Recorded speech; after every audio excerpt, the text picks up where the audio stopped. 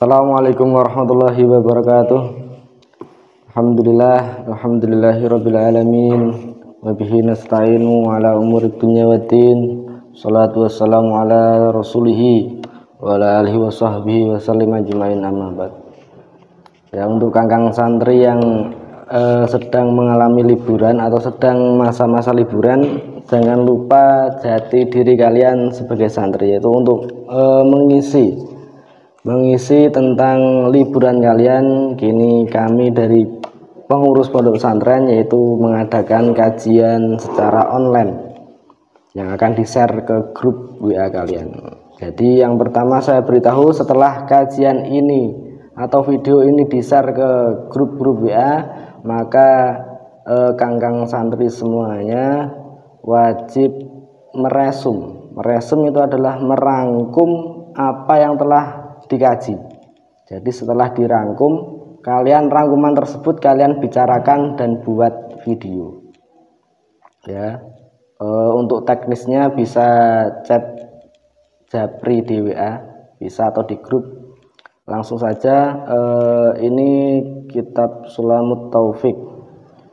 Ya, langsung saja pasal yang pertama, yajibu ala kafati kulli muslimin atau yajibu ala kulli muslimin, yaitu pasal yang menerangkan tentang kewajiban pada semua orang yang beragama Islam, yaitu yajibu ala kafatil mukallafin ad-dukhulu fi dinil Islam wa subutu fihi alat dawam wa tizamu ma lazima alaihi minal ahkam. Jadi pasal yang pertama yaitu menjelaskan pasal yang wajib bagi setiap orang mukallaf. Kita ketahui yaitu orang mukallaf adalah orang yang beragama Islam yang sudah baligh, itu orang mukallaf. Selanjutnya, setiap orang mukallaf semualah baligh dan berakal. Islam baligh berakal itu adalah definisi dari mukallaf, yaitu dia mempunyai kewajiban yang pertama, wajib masuk ke dalam agama Islam dan menetap selama-lamanya. Itu untuk orang mukallaf. Jadi ketika dia sudah berakal dan baligh, dia wajib menetap dalam agamanya, yaitu agama Islam. Ketika dia belum beragama Islam, kewajibannya satu, yaitu masuk ke dalam agama Islam dan menetap selama-lamanya. Nah, jadi perlu kita yakini bahwa agama yang kita anut, agama Islam, itu agama yang paling benar. Bukan itu saja, jadi setelah kita masuk Islam, setelah kita selama-lamanya beragama Islam, bukan itu saja, tapi juga harus mematuhi, menjalankan semua hukum-hukum yang ada dalam perintah agama Islam tersebut. Terus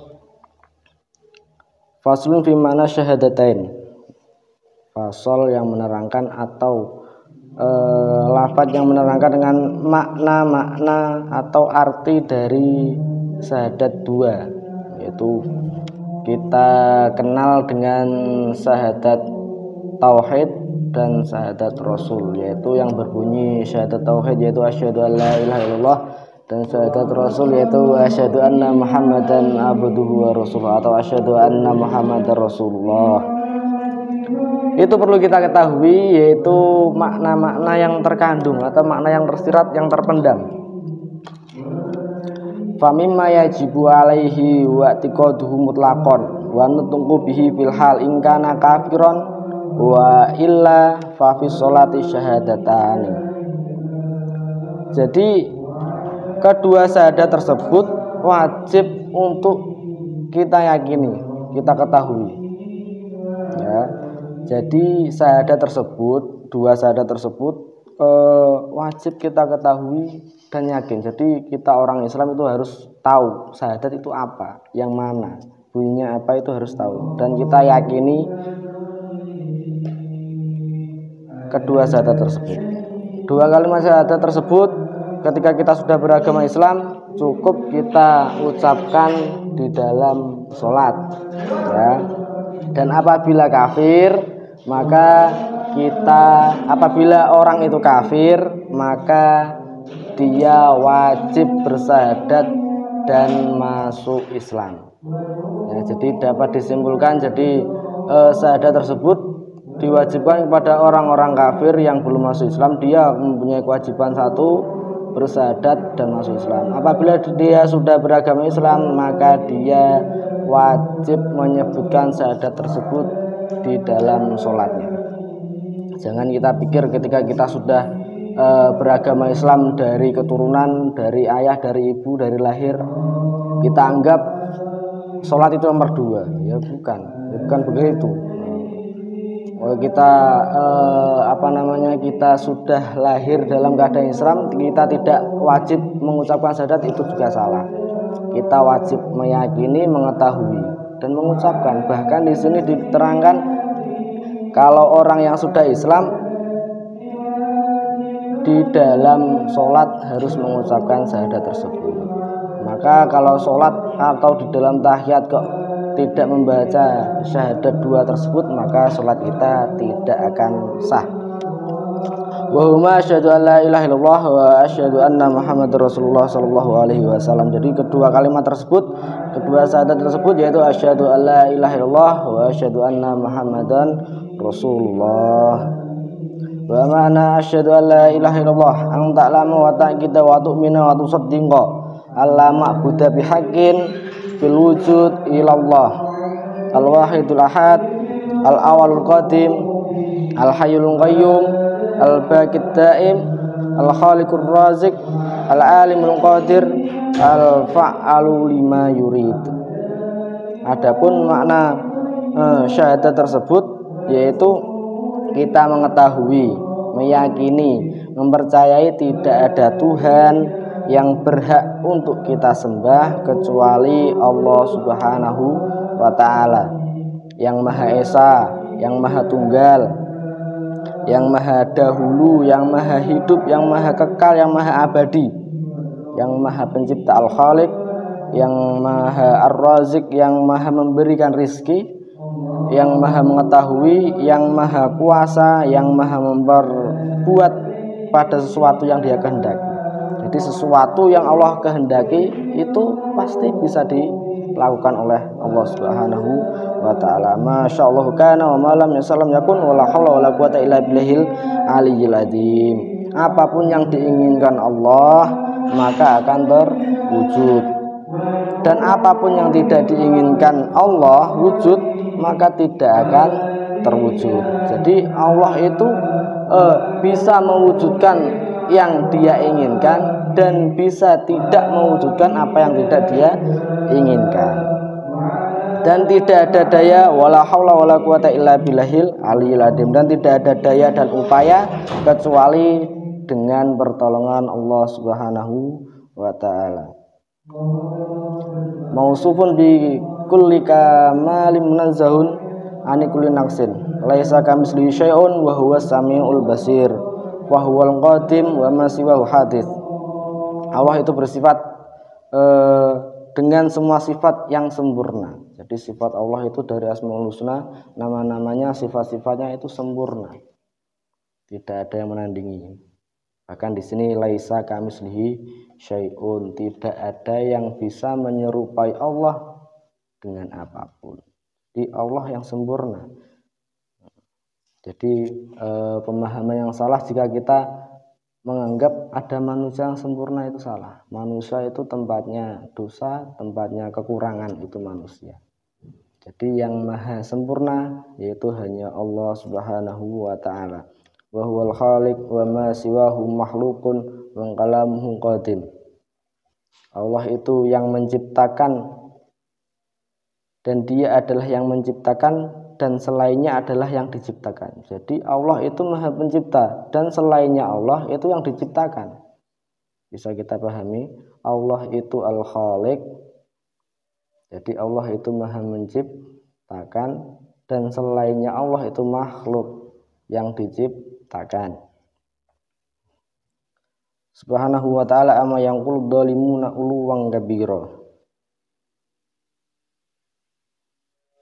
Lanjut, wa man asyhadu anna Muhammadar Rasulullah ang ta'lama wa taqida wa tusaddiqa wa tu'mina anna syahidana wa nabiyina Muhammadin ibni Abdullah ibni Abdul Muthalib ibni Hashim ibni Abdul Manaf al-Qurashi sallallahu alaihi wasallam Abdullah wa rasuluhu ila jamil khalqi.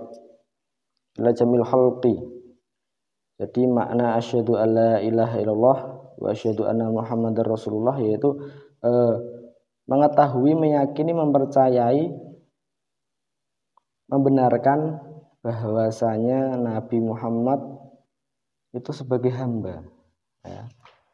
Jadi mana asyhadu anna Muhammadar Rasulullah itu kita meyakini, membenarkan, terus membenarkan, meyakini dan mengetahui bahwa Nabi Muhammad itu sebagai hambanya Allah Subhanahu wa taala dan juga sebagai utusan atau sebagai rasul Allah Subhanahu wa taala, yang mana Nabi Muhammad bin Abdullah bin Abdul Muthalib bin Hashim bin Abdul Manaf yang sukunya Quraisy adalah hamba dan utusan Allah kepada seluruh makhluk, yaitu rahmatan lil alamin, bagi seluruh alam. Jadi kalau umat-umat atau rasul-rasul terdahulu, nabi-nabi terdahulu itu diutus Allah hanya untuk umat-umatnya saja, seperti Nabi Musa itu kan hanya untuk Bani Israel.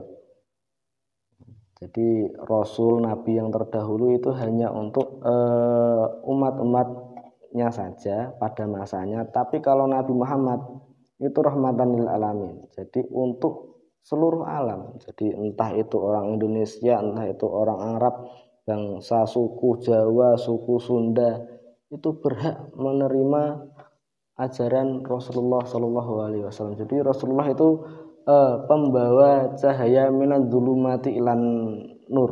Jadi membawa membawa cahaya kepada kegelapan. Itu mengantarkan rakyatnya yang semula belum tahu apa-apa tentang agama, dan akhirnya Rasulullah diutus menjadi rasul, menjadi nabi. Akhirnya masyarakat tersebut menjadi tercerahkan hatinya sehingga dia menjadi umat yang beragama. Lanjut, famin dzalika adabul qabri wa naimuhu wa sulul malangkaini mungkar munakir wal ba'su wal hasru wal qiyamatu wal hisab.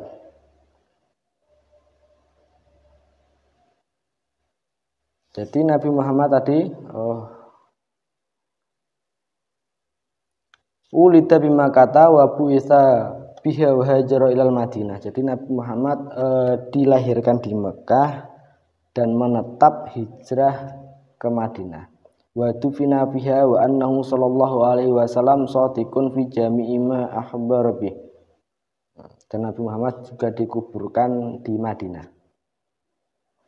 Beliau Sallallahu Alaihi Wasallam adalah benar dalam seluruh kabar. Jadi kabarnya sudah tersiar di mana-mana, itu benar, kabar yang baik-baik.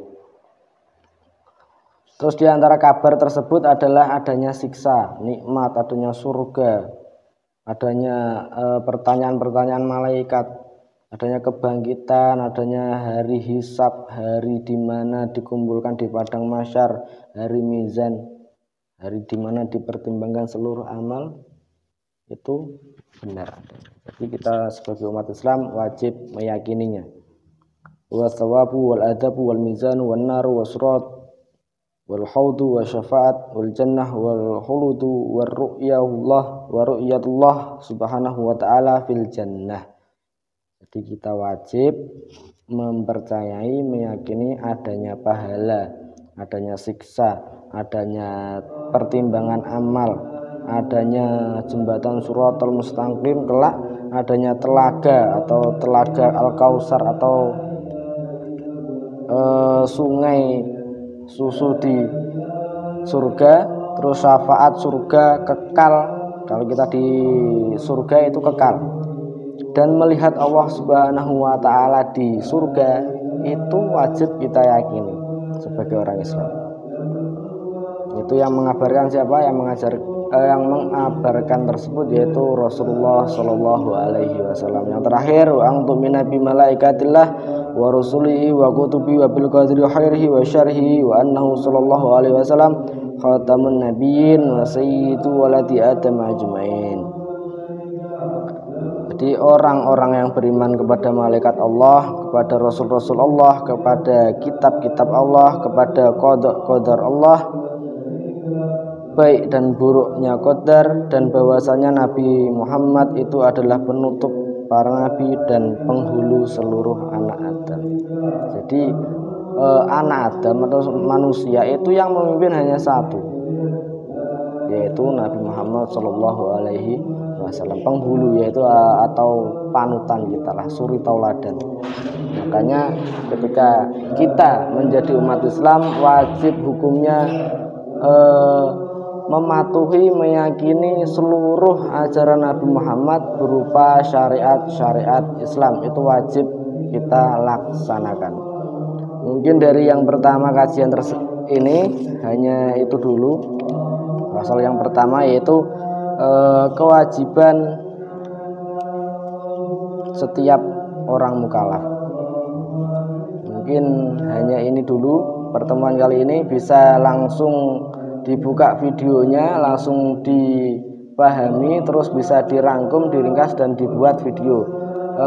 Sedikit tambahan, video tersebut yang punya akun Instagram bisa diupload ke akun Instagram kalian masing-masing.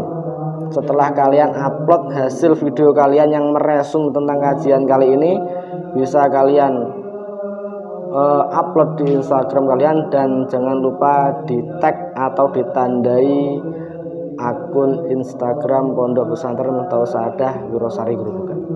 Cukup sekian, wassalamualaikum warahmatullahi wabarakatuh.